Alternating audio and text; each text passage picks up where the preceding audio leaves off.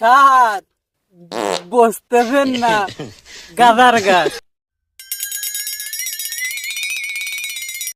তোরা সবাই কেমন আছিস?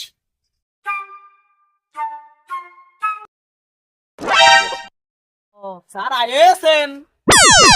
বক্কার আইসিস? হ্যাঁ, জি স্যার, জি স্যার, আজি।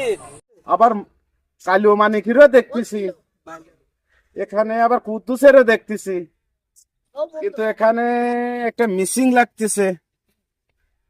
কাসিম রে তো দেখতেছি না, সে আতাউল্লাহ যাইও কই? হসপিটাল যায়নি কো? পলিয়ে রইছিস কে? তোর সামনে আয়। এ আতাউল্লাহ, তুই কদিন দেখি কোন প্রাণীর লেজ কাটিয়ে দিলি পরেও চলে। স্যার তোমার কোনোদিন কঠিন প্রশ্ন ধরে না, এ তো সহজ প্রশ্ন। আমি পারি। স্যার এ তো সহজ প্রশ্ন স্যার।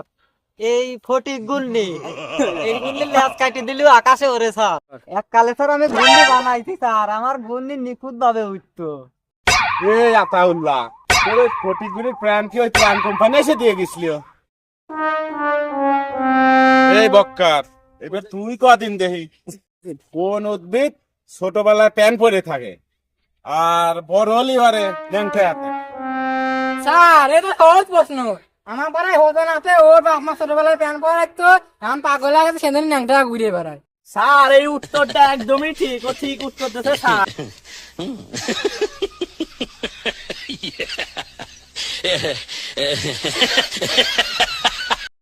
কিরে মালি মানিক, তুই তো সামনেই আসিস, তোর তো প্রশ্ন ধরা হয় কত কোন উদ্ভিদের ফল হয় না? স্যার বসতেছেন না, গাদার গাছ। এর পাতা বন্দুক মানুষ খেয়ে ফেলে, ফল আমি জেটের পাত্তে। আমি বুঝতে পারছি, এমনি এমনিতে তো তোর মালি মানিক নাম হয় নাই, কারণ তোর ভিতরে যে বুদ্ধি, তো শয়তানও ফেল হয়ে যাবি। এই পড়া, যা, তোদের আজকে আর ক্লাস নেবো না, আজকের মতো এখানে শেষ। Thank you sir, thank you.